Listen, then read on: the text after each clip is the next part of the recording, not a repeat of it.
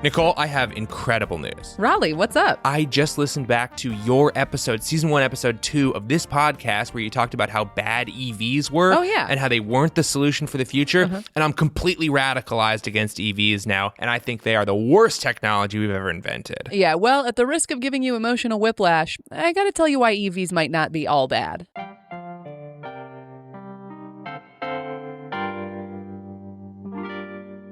Okay, Rollie, I know that you're probably sitting there saying to yourself, but Nicole, That's not how I sound. we already did an episode about EVs. I am not a baby from the 30s, Nicole. But Nicole, we already talked about EVs, That's not how I electric talk. vehicles in season 1. And you're right.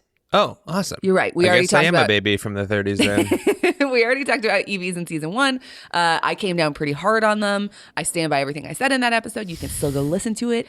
However, my main point in criticizing EVs is that if we simply do nothing but turn every single car on the roads into the exact same thing, but with a big old battery in it, that doesn't really help solve a lot of the problems of cars. We need to be shifting away from car-centric infrastructure. Generally, we need to be rethinking the way that cars are built, the size of cars, which, spoiler alert, is going to be a big part of the end of this episode.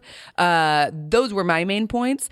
However, I was actually worried because when I drove my Ford F650 truck to this recording and I revved the engine a couple times to psych myself up, I was worried I was going to get in trouble. So this is good that EVs are actually really bad. You are getting in trouble because EVs are an essential component of our transition away from fossil fuels. Gasp. What the fuck? But you already, on that podcast, you said they were... I'm starting to think that you didn't even listen to the first podcast. I was there. I thought that counted. No, there's a lot of people in the world who I think are either like actively lying about EVs and what they can do to keep us locked into fossil fuels, or have been misled or have some incorrect assumptions about electric vehicles and are therefore kind of undermining our transition to them, which again is a very important step towards getting us off of fossil fuels. Well, Nicole, let's correct those assumptions. We got to get some like game show music. That's right. Yeah.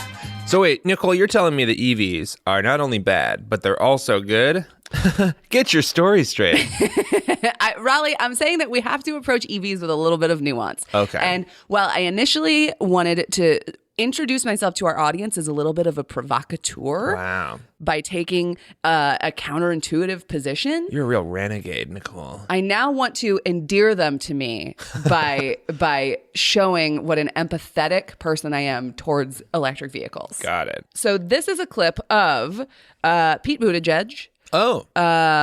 Who, normally I'm not a huge Pete Buttigieg fan, but I think he does a really good job in this clip. Mm-hmm. He is being questioned by Pete Stober, who Google tells me is an American politician, former professional hockey player, and retired law enforcement officer from Minnesota. This man has lived many lives.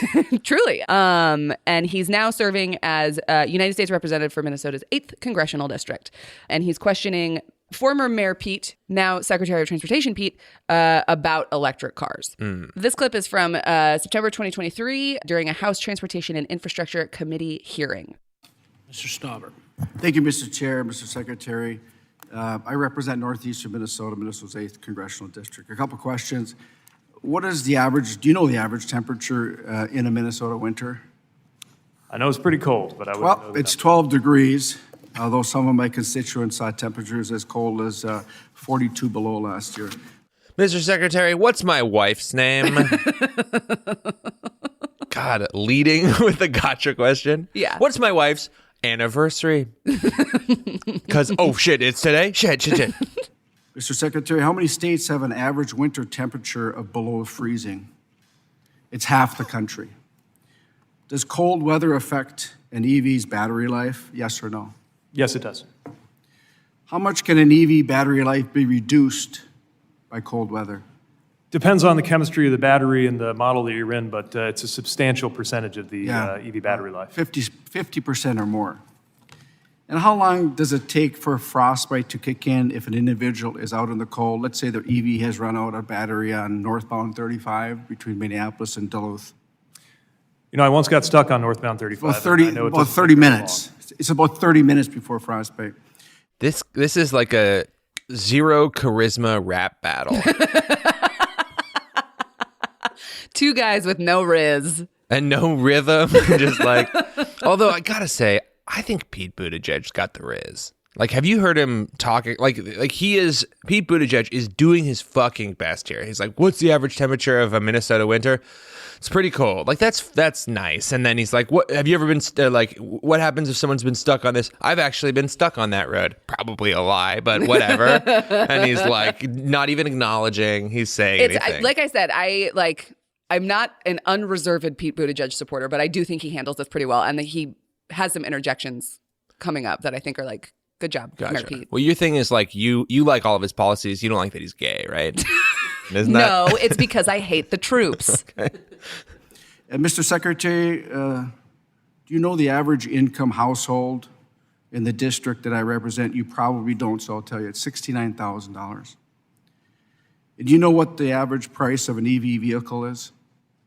Sure, I pulled the latest numbers. The models are starting around $30,000 for sedans. They're getting into the 40s for According to Kelley Blue Book, the average price for electric cars was over $53,000. Surely you're aware that they start closer to 30, right? My constituents would have to work a full year to pay for this unreliable car and would barely have enough left over to care for their family.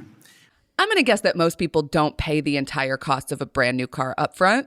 Yeah. I'm going to guess that most people who are making $69,000 a year would probably find a financing option of some kind and wouldn't be like, well, I guess I got to pay half my year's salary for this car that then I'm not going to have any money left over to care for my family. I mean, I also don't think I know anyone who's ever bought a new car. Unless you are, I'm going to say bad with money, I wouldn't pay the entire price of a new car up front if my salary was less than twice what the new car was. It's pretty fucking badass to do it. By the way, this is September 20th, 2023.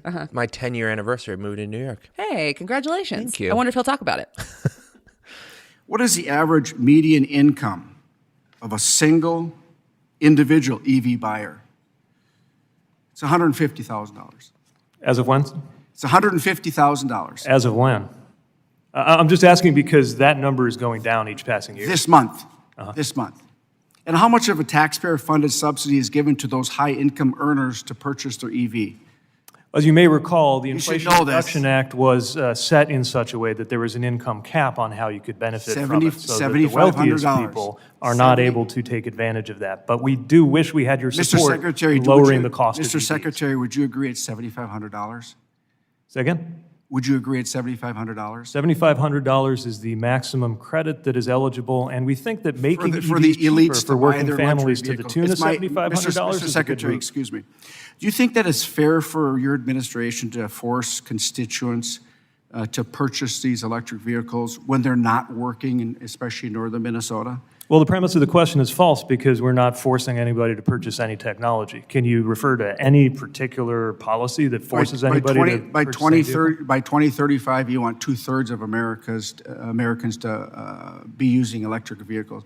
They don't work in northern Minnesota in the cold weather today. And I want to just share something with you. Mr. Garamendi, and I agree with him. Great name. Buy American.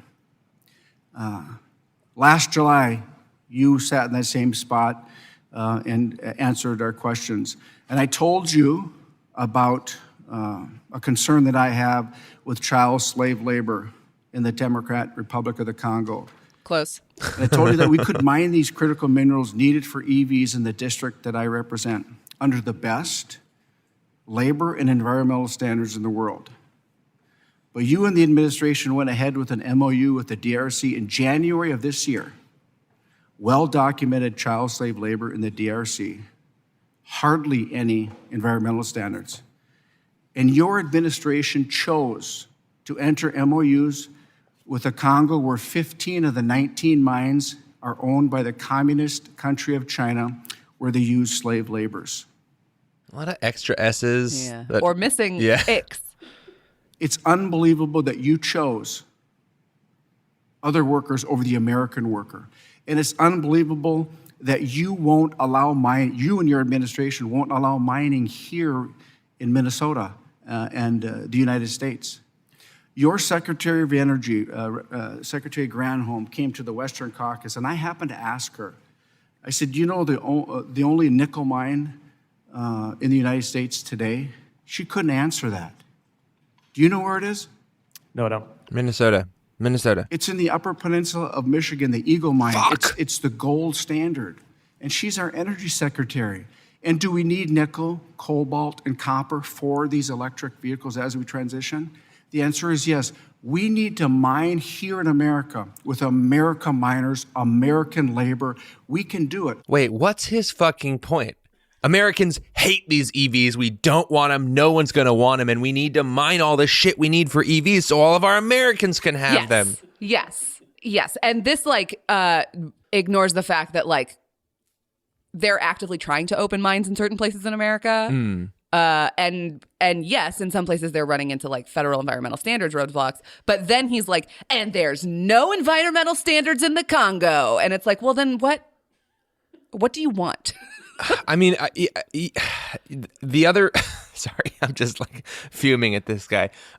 So his whole point is that you're trying to tell me you want to make EVs a thing when nobody wants EVs? Well, that's going to be pretty hard to do, considering all of us want to make EVs desperately because we love them. What's wrong with you? It's I just don't, I think a little consistency would be nice. Yeah. The biggest copper nickel find in the world, and your administration just banned it. Union labor, Mr. Secretary, that we want. Republicans famously supportive of union labor. And your administration took the union labor off mining. And not only in northeastern Minnesota, but across this country. Because today, this administration, they cannot give one example of allowing a mine to be opened in this country. And I yield back. So why I like that clip, despite how infuriating it is it does a good job, I think, of showcasing the two kinds of arguments that I generally see against EVs. The first one of which is electric cars are just as bad or worse for the environment and also for people. Okay. And the other kind is that electric cars are not practical for me. They don't work given my circumstances. They're not good cars. I don't want to buy one.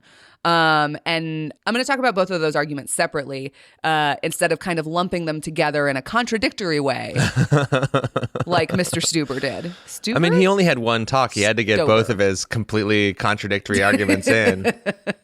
So let's start with the argument that electric cars are just as bad or worse for the environment. Okay. It's simply not true, and it's the easiest one to debunk. So the first environmental aspect that I want to talk about that actually that guy didn't mention, but that you do hear pretty often, I heard it when I bought my car, which is a Chevy Boult. That's a plug-in hybrid. And when I was buying it, I told the lady at the bank about it because I had to run to the bank at the last minute because I didn't realize I couldn't put it on a debit card. And she was like, I don't know.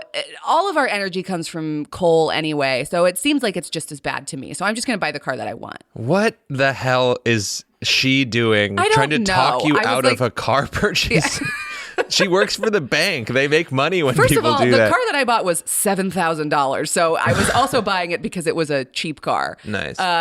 So what does it matter if our energy comes from fossil fuels in the grid or fossil fuels in our gas tank? That's right. I mean, people think oh, you think you're being so green? Where do you think your electricity comes from? That's the classic, you dumb lib of TikTok.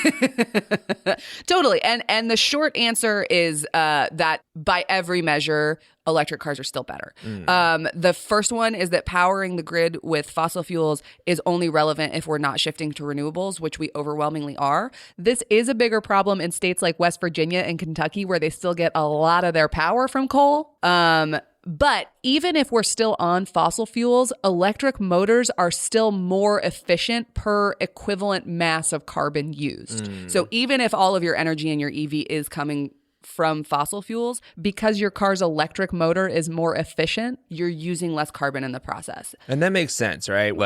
You have an internal combustion engine, and that engine's the size of a microwave. And then you've got a power plant, which is massive and much more efficient at power generation. If you're getting that power into your car, it's probably going to be more efficient than if you're blowing up a fucking ancient fern in your personal vehicle. We gotta stop blowing up ferns. Yes, and also even the way that electric cars work is just more efficient. I talked to my friend Jason Torchinsky. Jason Torchinsky? Jason Torchinsky. How's that son of a bitch doing? He's good. He owes me $10. He had a major coronary event and he's recovering from it. It's great. Jason rules. I don't know Jason. I just thought it's a good name, and then I found out he had a major coronary event. I feel bad. He's fine. He's doing good now. He showed me a scar when we talked on Zoom. He's doing good. Jason rules. I cannot say enough nice things about Jason Torchinsky. He and I used to work together at Jalopnik. He founded this website called The Autopian. Some of the links that we put in the show notes are going to be to The Autopian. You got to check out Jason's work. He, I think, is the most interesting car writer working today. And he talked to me a lot about EVs. He's done a lot of work with EVs. And one of the things he told me is that the actual conversion of energy into motion is still more efficient in an electric car. A gas motor at best is maybe 40% efficient. You lose a lot to heat. And in an EV, you just don't lose that much. The amount of energy in gasoline is phenomenal and very storable, which is why we used gasoline for so long. And he told me that even if you have a modern EV with a huge battery, it's the equivalent of having a 3-gallon gas tank in terms of like stored energy potential. But because you're able to use more of that energy, your car can go way further on the equivalent of 3 gallons of gas. So it's like if you put 10 gallons of gas in a Ford F650 and 3 gallons of gas in a Toyota Prius, you're going to get a lot more distance out of the Prius, even though it's less gas. Sort of. I would think of it more in terms of like, instead of thinking of it as gas, think about it as like total units of energy stored in the fuel. Okay. And so if you have, 10 units of energy stored in a gas car versus the same 10 units of energy stored in an electric car, the electric car will go further on the same amount of energy because you're losing less to heat. The joules. Yes, you're running the joules. Run the joule, please. Run the joule, please. Actually, there's a Blockbuster Night Part 2 has this opening that goes turn up, bam, bam, and it's so fucking cool. Wow, it's like I'm at a Run the Joules concert right now. I accidentally went to a Run the Joules concert. How do you accidentally go to a Run the Joules? It was at Gov Ball. Okay. And at one point they're like, all right, everybody put your hands in the air and then do this. Man, it looks tight as hell. Like, what the fuck? Who are these guys? And I found out they were pretty cool.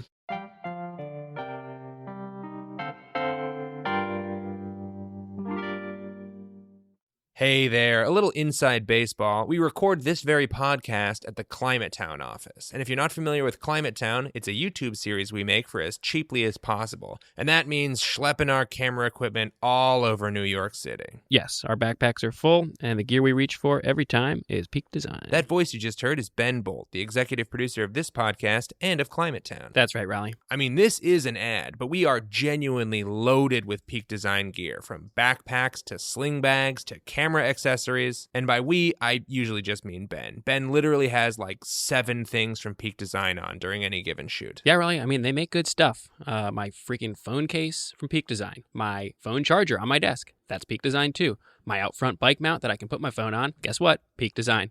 You know that little tripod we use on Climate Town shoots? The little travel tripod? The little travel tripod. They got organizers. They got straps, clips, duffel bags, everyday bags. And they're not fucking around. Peak Design gear is guaranteed for life, whether you buy it firsthand or 10th hand. And they can make that kind of commitment and not go broke because they build stuff to last. As my father would say, it's built like a brick shithouse.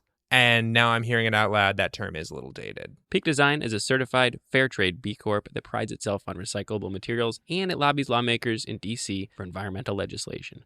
They're also the group who nominated Climate Town to be an environmental partner with 1% for the planet. So double thank you. And they also have been a podcast supporter of ours from day one. And also, they just make really good stuff. So go to peakdesign.com/playbook. That's PEAK design.com/playbook for 20% off some of our favorite products and a picture of Ben on set dripping with Peak Design gear. I'm literally going to try to put as many pieces of Peak Design gear as I possibly can into one picture. I'm glad we just got health insurance because Ben's back is going to be demoed. But not because the Peak Design stuff is heavy. The other shit that we put inside it. Well, in bulk, it's heavy. If you stack enough Peak Design stuff.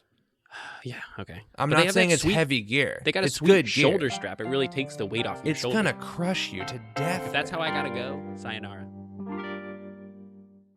Now, because I'm so biased to just take everything that Jason says at face value because I think he's great. I wanted to make sure I did the background work. So I double checked those numbers and found an article in the New York Times called EVs Start with a Bigger Carbon Footprint, which we'll talk about in a second, but that doesn't last. And this from 2022. And this article says, in a study conducted in India by RMI, a nonprofit organization that works to increase sustainable energy systems, found that the country still showed net gains for battery electric vehicles, even though it generates 75% of its electricity from coal. The superior efficiency of battery electric vehicles is so significant that operational savings, even in carbon-intensive contexts, position BEVs as a net win. What's a BEV? Battery electric vehicle. Oh, gotcha. Bacon, egg, and vehicle. It's a bacon, egg, and vehicle. We have to keep that in, even though producer Ben said it, and he's normally a silent figure on the podcast. That's very funny. So to put that in a little bit more human language, it basically means that India gets the vast majority of its energy from coal, and it still, because of electric vehicles, sees fewer fossil fuel emissions from its transportation sector. Okay, so even if coal is powering the grid, which in America it's increasingly not, but even if it is, it's actually still more efficient than an internal combustion engine. Yes. Okay. And this is the first time I'm going to bring this up. We'll talk about this a lot more at the end of the episode. Okay, it's a bad haircut. I'm sorry. This would be largely mitigated by having smaller cars. We talked about this in the first episode we did about EVs, but batteries are extremely heavy. And so the larger car you need a way, way bigger battery that's harder to move, whereas you can be even more energy efficient. And this is true of ICE cars also. So like a regular gas car, like pretty good gas mileage, it's like 35 miles per gallon. I have a Vespa, off-brand Vespa, that's much smaller. It has like a 1 gallon gas tank, and I get close to 90 miles per gallon out of that. And that's just because there's less weight to move. And so that's true of electric cars too. So if we don't have gigantic EVs, even if we're operating on a fossil fuel grid, we'll use way fewer fossil fuels just because it takes less energy to move that weight. Gotcha. So it's about efficiency of like what kind of motor you're using and what is that motor having to pull along. Yes. So if you got like a electric motor with a lighter vehicle, that's like the best of both worlds. Yes, exactly. Awesome. And I do have a picture of Nicole flying down the street in that Schmespa or whatever it is. So I'm going to send it. It's a genuine buddy. Wow. You're a genuine buddy. Thank you so much, Rollie. Of course. We'll put it on the Patreon page so people can see it. Okay, great. So that's like the fossil fuel aspect of EVs. I think that's pretty cut and dry. There's not really a world in which they use as much fossil fuels as gas-powered cars. But when you get into the other environmental aspects of electric vehicles, it becomes a little bit more complicated because the impact isn't zero. Okay. And now I'm going to play you a clip of a familiar voice. Uh-oh. Bob Barker? ICE cars are generally much less carbon intensive to produce. Because you don't need the battery. Exactly. Okay. A lot of the carbon intensity is in the battery. Gotcha. I don't want to play too much in the last episode because I want to convince people to go listen to it. But that was the two of us in episode 2, season 1, talking about how electric cars are more carbon intensive to produce. And a lot of that is because of the battery manufacturer. And there's a few reasons for that. The process of physically making the battery requires carbon, but also the supply chains are much longer, which we'll also talk about in the human rights violation section. But the materials from the battery just have to come from a lot more places. You have to put them on transport ships and take them to different countries, and they're processed in one place and assembled in another place. And so like carting them around the world is very carbon intensive, and they're heavy to cart. That's like one of my big problems with EVs is the batteries are very heavy. And so the transportation emissions, just getting them around to the assembly point, are quite high. Gotcha. So even though you don't have to make an engine in an EV, you do have to make a battery, and the manufacture of that battery is so complicated, it just takes a lot more carbon to accomplish. Yeah. Okay. That being said, that in and of itself is not a reason not to buy an EV. Most studies show that the increased upfront carbon emissions that come from the manufacture of the car are canceled out within about 2 years of driving. 2 years? 2 years. But that depends on the size of your vehicle, how much you drive, and what your energy mix is. Okay. So if you live in California, which gets a lot more of their energy mix from renewables, you're driving your car pretty often, and you have a smaller car, then that deficit makes up faster. Gotcha. And so rather than a reason not to buy an electric car, I think that is a very compelling reason that if we want to meet our emissions goals as soon as possible, we should be looking at smaller electric cars generally. Smaller cars with smaller batteries are going to require fewer carbon inputs to make, and it'll make up those emissions faster just with daily use. Gotcha. And I guess like to the point of the season 1 podcast, like we are swapping out a bad option, which are internal combustion engine vehicles, with another not great option, which are building these big ass electric cars and like this like 2 years, 5 years that it'll take to offset. Like that's still bad. And it's like it's important to remember that they're both kind of bad options. They're both kind of bad options. If the only way that you're going to get your brother-in-law to switch to electric is to get him to go from an F-150 to an F-150 Lightning, on balance, that's better, but I wouldn't say it's great. Okay. It's like a move towards decarbonization, but it's not going to get us there if everybody makes that one-to-one switch. Gotcha. So those are like the carbon impacts of EVs, but the environmental impacts of creating electric vehicles go beyond carbon emissions. And specifically the one that you hear mentioned and the one that our friend Pete Stober mentions and definitely really earnestly cares about in a way that is coherent and straightforward are like the mining impacts of things like lithium and cobalt and nickel. He was very specific about nickel. Nicole, do you know where the one nickel mine is in America? Well, now I know it's in the Upper Peninsula. Nicole, do you know what my favorite color is? I'm going to say blue. Fuck. She's good. So this question's a little tough because are there negative environmental impacts from mining? For sure. And a lot of them are very bad. I think a relevant question when it comes to EVs is how does it compare to the extraction of fossil fuels?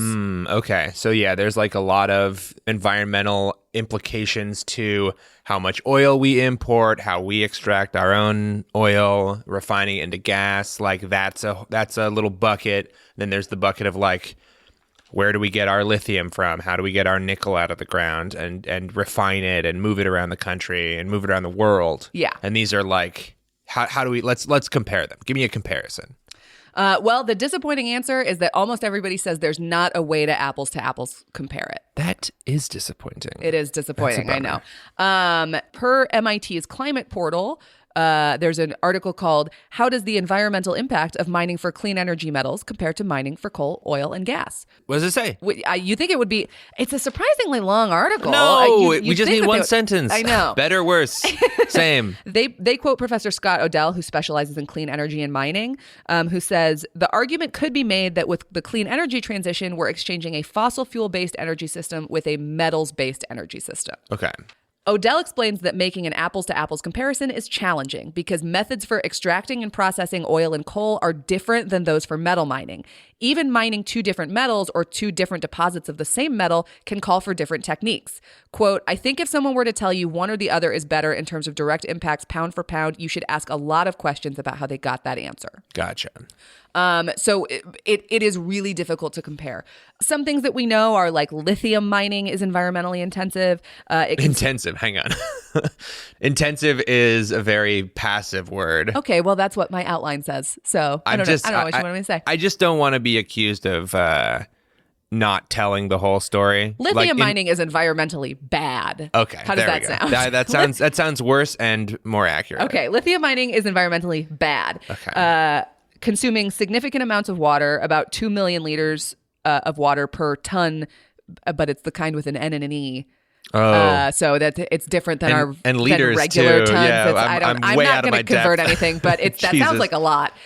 2 million liters of water per ton of lithium, according to the UN. Okay, got it. And then mining cobalt and manganese also produces lots of toxic waste in the process. I always forget about manganese. Yeah, manganese doesn't get the credit that it's due, I think. It sounds like you're trying to say magnesium, but fucked it up a little bit. Yeah, but it is a different element. Yeah. Yeah, I'm so low on magnesium, I can't tell the difference between magnesium and manganese. And what's worse is that this drain on water is particularly painful in areas that are already water strained. Why? Well, because that you got to use a lot of water to mine precious metals instead of drinking it or growing crops with it. Oh, that makes sense. What if that was my personality? Would you still be friends with me? How come? Cops are bad? Why? Honestly, I would find that less irritating than somebody who just argued. Oh, got it. Okay. I would find that less irritating than the way you are. Got it.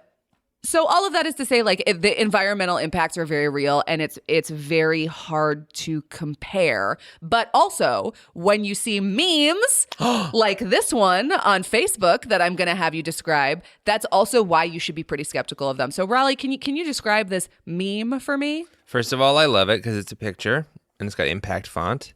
Okay, it says, "This is a mine where lithium is extracted for electric car batteries." And it's a pretty fucked up looking mine. It looks as though it's been carved out of the earth in different layers. And It's big. It's huge. And it's gross. And then this is an oil sand site in Alberta. And it looks like just one oil derrick going into the ground, surrounded by, some infrastructure, and then all trees after that. And then it says, "Tell me more about how your electric car is better for the environment." And then it's got a little watermark that says Saskatchewan proud, but it's been cut off a little bit. You can tell it says Saskatchewan proud because you have enough of the letters, but it's like somebody has cut that part off of the meme on accident. Yeah, sure. Cropped it out a little bit. Yeah, so this is basically a meme that's like, look how much worse mining for batteries is than mining for oil. And first of all, again, not an apples to apples comparison per Professor Odell. Yeah, that's like showing a sleeping picture of Steph Curry and then a picture of the Detroit Pistons in action and like, tell me how Golden State Warriors keep winning basketball games. Yeah, exactly. Another thing about this is I found this meme debunked in Canada's National Observer in 2017 in an article called "Don't Be Fooled by Attacks on the Lithium Battery." And some fun facts about this meme. So the first problem is that the lithium mine pictured here is actually BHP Billiton's Escondida copper mine in Chile, which is the world's largest copper mine. So they picked the biggest metal mine they could find, and it's not lithium. And the bottom image is of an Alberta oil sands operation, but it's an in situ underground facility and doesn't represent the enormous open pit mining operations used to extract most bitumen. Wow. Okay, so it's not a good faith comparison sort of meme. No, I would not. Shame on that meme, giving a bad name to good memes, accurate memes everywhere. Yes, it's really casting a pall over all those cheeseburger cats that I've laughed at so often. Something happened to you with that cheeseburger meme, and it never left, and I don't know what it is. I'm going to find out by the end of this podcast. It's a mystery to all of us, Rollie. But all of that is to say that when you see somebody making this comparison of like oil extraction is much more eco-friendly than lithium extraction or manganese extraction or whatever, they're at best being misleading, maybe even lying. Not necessarily that they've picked a specific example that's wrong, but that's a cherry-picked example or isn't a one-to-one comparison. Okay. I could also find like a small lithium mine that looks better than a gigantic open pit bitumen mine. Right. I'm not here to like really hitch my wagon to lithium mining for sure. But I think what's worth pointing out is like, there's just not a right answer for these people. You're always going to be able to find a way to say like, well, we can't do EVs because of this or that. But it just shuts down the conversation instead of us being like, well, what if we just talk about other options? Yeah. It's as if the alternative argument is like, well, we can't do that because that's bad, but they're not acknowledging that the current way of operating is bad itself. So like the conversation doesn't get past fucking step 0 where we stop being children and talk about like how to mitigate damage. Yeah. And I guess it's like, it is relevant to just take a second and look around the room you're in right now, look around the car you're in or the city that you're in, and just clock like every single piece of that city infrastructure was probably built on mining in some way. The steel to make the buildings. Everything I own is made of wood. That's true. You are walking. You're sort of walking like a cowboy My side car, to side. made of wood. These pants, made of wood. My windshield, difficult to see through. But it's wood, baby. Yeah. No, I mean, like we are a species that has learned to live the life we like to live because we can extract it from the earth and the ground, and we like rip it out of the earth in some way. And our question now is like, in what way should we be ripping things out of the earth? Should we be doing it, the way we've always done it? Should we be doing it in this new way? And all these new arguments that are popping up like, oh, we can't extract like that. It's like, where was this argument when we were extracting like this? Like this is, let's go into this with open eyes. We are a species that fucks the planet at every possible opportunity. And like, as long as we're going to continue to fuck the planet, how do we like minimize the damage while like not writing off the previous damage? Yeah.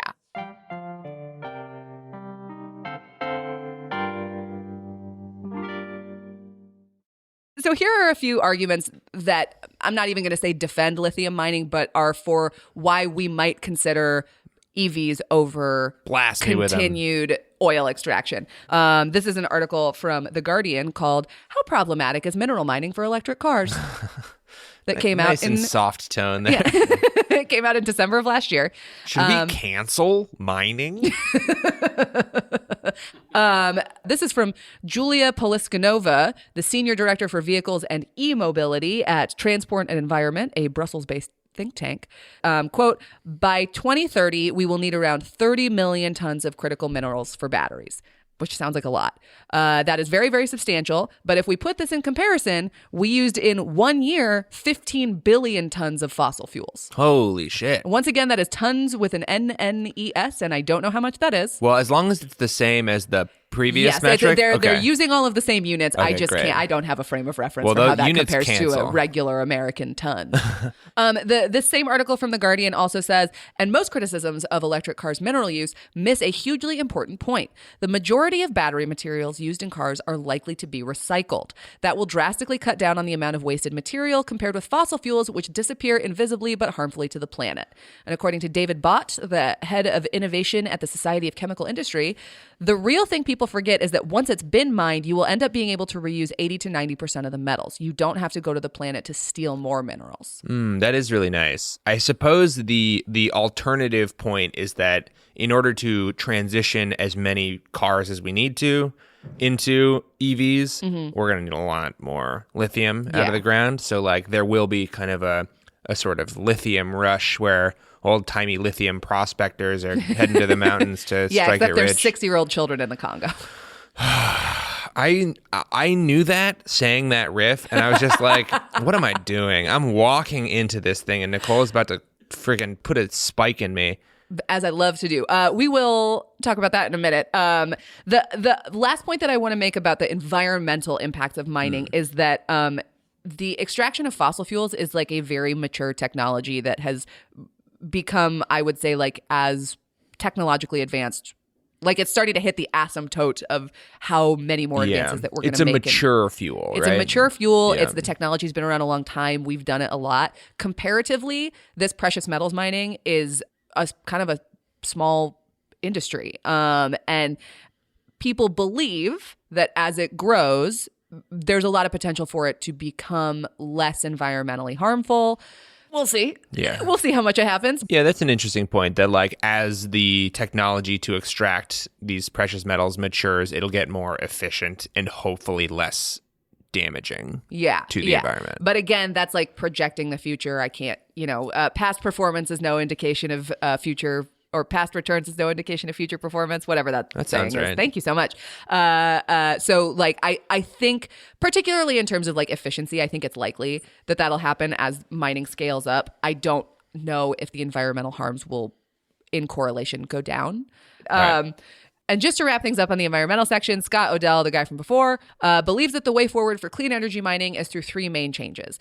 The first is to reduce consumption so we need fewer materials in the first place. Nice. Again, we got to get people walking. We got to get people biking. We got to get people out of cars, and we got to make the cars smaller. So we just need fewer of these minerals.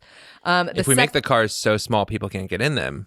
That's perfect. Let's make the cars so small that they're roller skates, and then people are skating everywhere. Internal combustion roller skates. Coal rolling roller skates. Coal roller skates, yeah. That'd be pretty fucking cool. Just one little brick of coal, you just jam it into the skate, and then you cook down. You gotta start it up like a goddamn lawnmower. God, that'd be fun. Okay, the second one is to advance the circular economy, reusing minerals instead of mining new ones. Quote, there are a lot of metals already in the system, and at the end of their lifespan, we send a lot of those to the dump. So if we make battery recycling more efficient than it is now, then we won't have to mine as many minerals over the long term.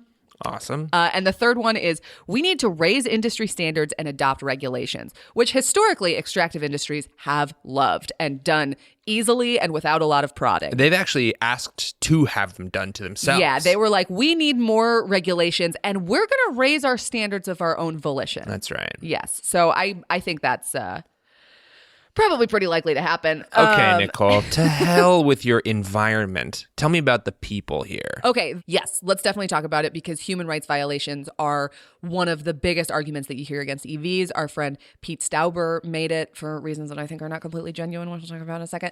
But I think really well-meaning people who care about the environment and genuinely want to transition to EVs are rightfully concerned about all of the human rights violations associated with.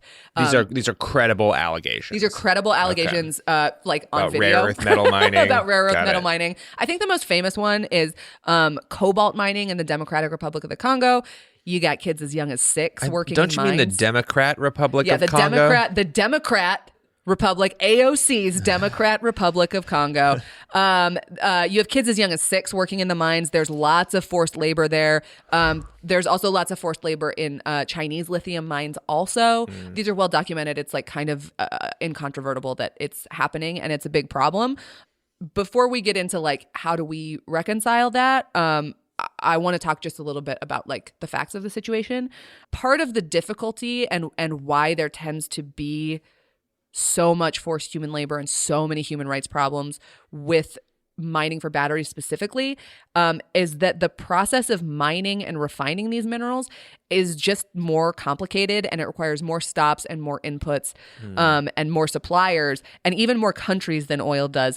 It's just really hard to ensure, even if you're a big company, that every single step in that process has been like 100% above board. Not that I think that's an excuse for them not to do it, but that's why, like, so far, it's just kind of hard to keep track of where everything is coming from, particularly because a lot of these minerals are coming from places where, like, they just don't have safety regulations, and so nobody's, like, writing down anything. I mean, 1, they don't have to, but 2, even the places where like they haven't used forced labor or child labor are like, oh, we haven't like kept a record of anything. So it's really hard to track that down. Yeah, it's part of like imperialism, right? Like we need all the supplies fast and like we'll pay. Just get them out of the ground and get them over here. Totally, but also like a battery manufacturer might order, 50 tons of lithium from a lithium like vendor, but that vendor may have combined his lithium from like 7 different sources, 4 of which are above board and 3 of which engaged in human rights violations. And there's, without the battery manufacturer going and checking out each of those lithium mines, they don't have any way to know. They just have to take the lithium vendor's word for it. And that happens at like a bunch of stops along the process. Gotcha. And so then it creates the question of like, if you know that 90% of your battery is sourced from like good sources that haven't engaged in any human rights violations. That seems very optimistic. I know. Some percentage is good and some percentage is a mystery box, and you assume there's human rights violations. I think for a lot of people, like any amount of human rights violations is a no-go. And like, I don't really think ethically you can like argue with that position. I mean, I think though the way to argue with that position is to say like all money is dirty. You are probably like currently Nicole is drinking out of a big coffee mug. There is a pretty high likelihood that the coffee beans included some human rights violation labor in the production of it. The mug itself, like there's just we as Americans, we demand shit immediately and we don't give a shit. Like it doesn't matter where it comes from. For the vast majority of the supply chain, we are stewed in human rights violations. We have marinated our culture in people who are worse off than us having to have worse lives so that we can have good lives. And to be clear, I mean, maybe Rollie disagrees with me. I don't know. But I think we should be moving away from human rights violations. I'm against human rights violations. I'm willing to go on record and say that I'm against human rights violations, but I don't want to put words in Rollie's mouth. Brave stance. And I think we should be moving away from that across the board. Mm-hmm. But when you're just cherry picking climate solutions, that to me doesn't read like a genuine care of human rights violations. Right. And just seems like you don't want to give up your Ford F-650. Or you're just like a contrarian for the sake of your political party. Totally. I'd be curious if Pete Stauber has an iPhone. And I know that like it is itself a logical fallacy to be like, well, this thing is bad, but the thing that you're doing is also bad. So I don't want to play too much into that. But again, where is all this concern generally? If he were making like a good faith argument against human rights violations across the board, then I would take his criticism of EV batteries a little bit more seriously. Now, that being said, like, again, human rights violations bad. I'm going on record on that. I will die on this hill, yeah. But again, kind of like with the environmental issues, I wanted to see how does it compare to whatever human rights violations come from oil extraction. And unfortunately, there's also not an apples to apples comparison. Per our researcher Canute, oil is simply extracted differently than these commodity minerals, and it doesn't really benefit from all of the cheap manual labor that mineral mining does. There are human rights violations perpetrated by people drilling for oil, but it's not really demonstrably a violation that occurs in the harvest of the material. Like certain oil magnates have killed journalists, their families have employed slave labor to build their empires. And maybe it didn't come straight up from pulling the oil out of the ground, but we are functionally supporting an organization that engages in a lot of human rights violations. Absolutely. Through oil. And like where do you think they get the land to extract the oil? They're pushing native people off the land. If that's not a human rights abuse, I don't know what is. They are intrinsic to the process. I think it's a little less like, here's a picture of a 6-year-old actively pulling cobalt out of the ground. But it's there. Yeah, totally. And I know we're talking about oil, but another fossil fuel, coal, is sort of famous for its human rights violations. What? Since when? Since kind of always. There were, by the way, a lot of children in those mines also. Okay, Nicole, this is fake news because those children are very, very old men by this point. Well, if any of them are still alive. Let's get them on the pod. And historically, the world of oil is totally fucked. These imperialist countries, America, among other imperialist countries, went into the Middle East and a lot of oil-rich countries and just really fucked them up just to secure their oil wells. Oil is extracted at all costs, no regard for the local population. It's not a clean industry. It's just maybe a little further along, and there were fewer iPhone 7s when they were doing it in the 40s, 50s, 60s, and today. And I don't think the point there is that, like, well, we already did it to a bunch of people, so it doesn't matter if we do it to more people. I think the point to consider is... No, that was my point. I'm sorry. Was that not clear? Oh, okay. Once again, I'm going on record as against human rights violations on this podcast. I think the point is, because we have already experienced this and done this and seen how destabilizing and horrible it is, we should learn the lessons from oil extraction and really apply them right now to what is going to become a booming industry of precious metal mining. A lot of these precious metals are located in very financially disadvantaged countries. Like the Democratic Republic of the Congo is not known as like a financial powerhouse in the world, and almost all of the people there like live in poverty. And so having this big industry in cobalt could raise the standard of living for a lot of people, but hard cut to Always Sunny theme song. It doesn't raise the standard for a lot of people. Yeah. And a lot of these sources are like, if we do it the right way, like it could be really good for these countries. And it's like, I'm trying to think of any example of when we've done it the right way in the past. And it's hard to come. Like one of the biggest movies of last year was specifically about an indigenous, it was about Barbie, which as we all know was about an indigenous population who had an extractive natural resources that brought them incredible wealth and how white people fucked it up for them. So it's like tough to think of an example. The optimist in me wants to think like, well, extraction's always bad for the environment. but maybe there's a way that we can benefit these people. And I think if we're going to do that, we gotta really start working on it now. Yeah. But ultimately, cherry picking just cobalt is a bad faith argument. Totally. Meant to forward a political agenda. Almost always. And I want to wrap up this section with one more quote from the How Problematic is Mineral Mining for Electric Cars article. Mark Dummett, Dummett. I can't imagine if there's two T's. Dummett. I would say Dumet, but Dummett? I'm going to say Dummett.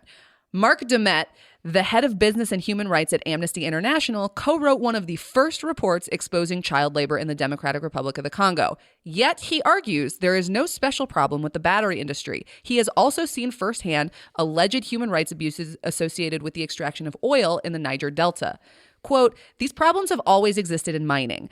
I strongly believe that this problem has been exaggerated hugely by opponents of the energy transition, the fossil fuel lobby.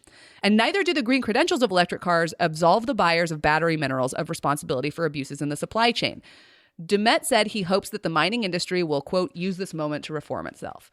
Which, again, industries love reforming themselves of their own volition. Well, the thing is, they love spending money that they're not being forced to spend. Yeah, totally. And how we address this problem is kind of complicated. There's not easy solutions, but it's not technologically outside of our capability to get these minerals without human rights violations. The best thing to do would be vertical integration on the part of the companies, which means that the companies would own every part of the supply chain that makes their batteries. The best way to do this is monopolies. So it's just not really realistic. But the more vertically integrated that companies with American labor standards can become, the fewer human rights violations there are likely to be. I guess I can imagine a version where it's like a vertically integrated company that uses union labor at every step along the process. I guess I can see that as being pretty protective of the workers' standards. Yeah. Part of the problem, which is in this article from the Washington Post from 2022 called EV Supply Chains Have a Human Rights Problem. Can tech fix it? Talks about that. My internal response is probably not. My guess is no. Yeah, so I'm a little skeptical of all of this, but this is an article that does directly talk about ways that we can fix it. And the first thing that they talk about is how federal rules tie lucrative tax breaks to supply chain accountability, which is why manufacturers are racing to get a better grip on the origin of their materials. So that is one thing that's already happening. I have some issues with the way the Inflation Reduction Act helps people buy electric cars, and a lot of that has to do with the way we make cars in America. But part of the reason that they are so strict about the kind of cars that they'll help people buy is that they want to minimize human rights violations. I don't think that's the entirety of the reason or even the majority of the reason, but it is to say that us putting regulations on what kind of cars the government will help people buy just inherently makes it harder to exploit human labor because they require accountability for consumers to use their money to buy cars. Gotcha. And that's targeted mostly towards Chinese products because they are far and away the largest manufacturer of EV batteries and EVs themselves. And because it's China, that's why I'm a little skeptical that this is really about human rights violations. It might be motivated by something other than altruism. Yes. However, the U.S. government, you dirty dog. But it does have the impact of being we will only allow tax breaks for cars that meet these standards is an effective way of, forcing foreign companies and governments who we don't, they're autonomous, we don't have a control over them, to meet human rights standards because they want to sell their cars to the American market. Gotcha. Yeah, that feels like a pretty effective carrot where it's we're going to be able to drive the market for this car and this type of battery by subsidizing the purchases as long as you meet these requirements. Yes. That sounds like a pretty reasonable way to try to mitigate human rights violations. Yeah. It's, again, I have my issues with the way that they handle it, particularly because it really places limits on the kind of cars I think we need more of and encourages people to buy giant cars that I think we need less of. But in terms of human rights violations, I think that's probably a pretty good place to start. That's always a strong sentence. In terms of human rights violations, let's actually prioritize that. Yeah. Actually, that's now that you say it. Yeah. So the article also gives a little bit more detail about why you might accidentally oops, got a little bit of human rights violations in my battery without meaning to. It says, as companies scramble to build out and get control of their supply chains, they are finding out how much they don't know about them. They are learning that contractors who pledge to provide sustainable cobalt, for example, may be sneaking in sacks of the metal extracted with child labor, as detailed in lawsuits in a recent U.S. Department of Labor report. Some may be concerned that the nickel supplies they assumed met the highest environmental and social standards are corrupted with products smuggled from Russian producers in violation of sanctions.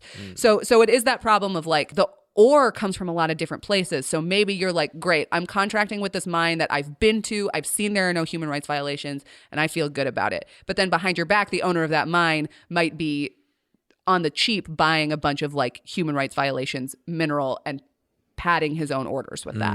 Okay.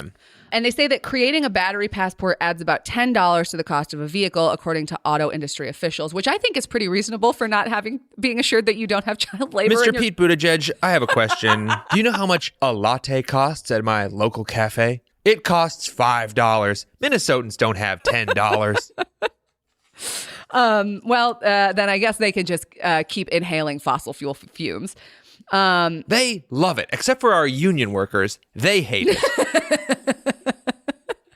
And the article also discusses a little bit about the kind of technology that might help prevent human rights violations.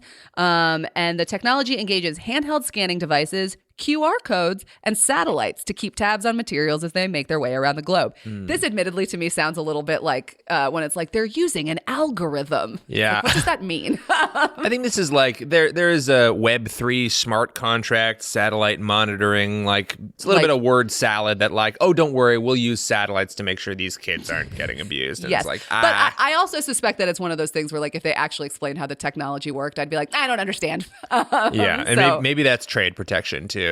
Possibly. It says alert systems flag inconsistencies along the way, which could include unplanned changes in chemical composition of a material, satellite images failing to confirm shipments are coming from the place suppliers say they are, and local officials issuing violations on the ground. So a simple version of that might be okay, you scan a QR code at this point and the minerals weigh 1,000 tons. And then you scan it at its next checkpoint and suddenly it's 1,500 tonnins and you're what happened? Yeah, I think that obviously there are problems with that, but I think these are the steps we must take in order to get to a world where we're not abusing people for our lithium, for our cobalt.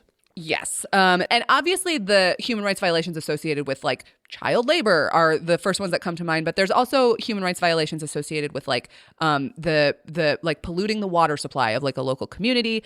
For example, there was a big dam in Brazil that broke open that had a lot of the mining runoff in it, and it killed people and ruined their water supply and stuff.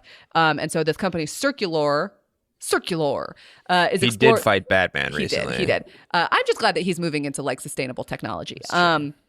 Circular is exploring technologies that track dam stability from space, flagging companies when conditions at the site of a supplier become dangerous. So that kind of stuff, I think it's I don't know how you do that with a satellite, but assuming that you actually can, great, let's do more of that.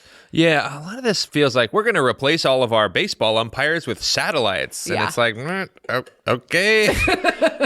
But let's bring a lot of solutions to bear on this because it is actually a massive problem. Yeah, and like I said, I'm a pretty big tech skeptic. So I'm reading that more to illustrate people are thinking about ways to fix this. I'm hoping there will be more realistic and more transparent solutions in the future. I don't think this is inherently a problem with mining rare minerals, but it is a problem right now that we should be thinking about and is, in my opinion, the most compelling reason to criticize EVs. Gotcha.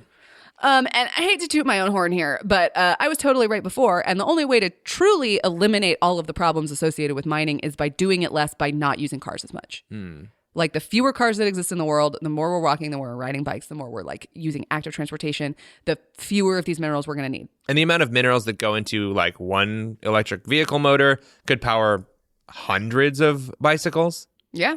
I don't know what the exact number is, but it's there are more efficient ways to use if minerals. I eat cobalt, that'll make me strong enough to pedal my bicycle anywhere. That's right. That's how that works.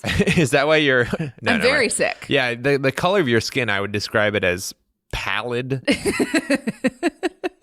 So those are kind of the big arguments that are like EVs are actually worse for the environment and for people than gas cars. And if you can believe it, I'm only halfway through my outline. Wow.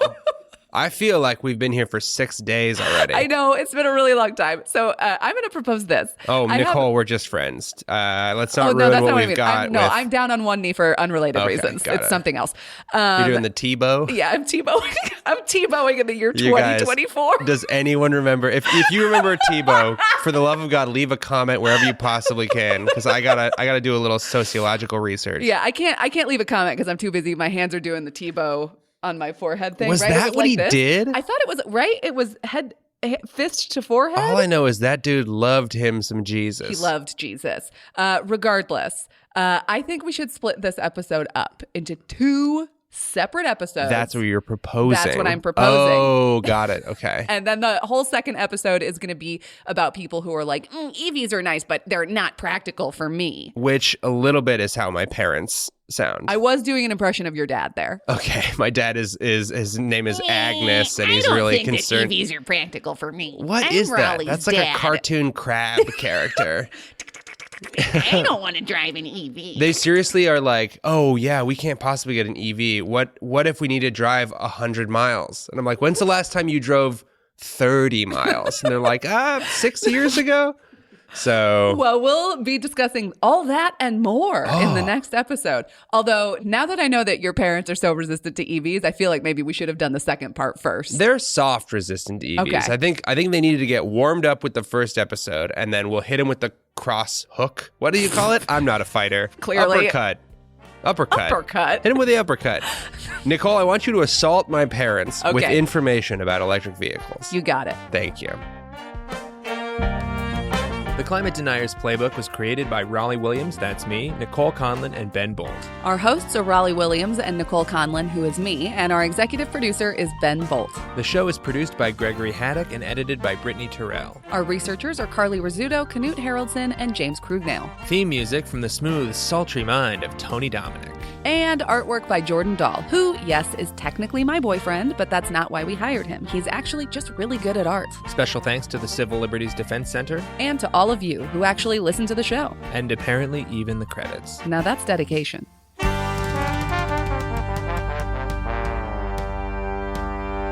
Okay, it's a bad haircut. I'm sorry.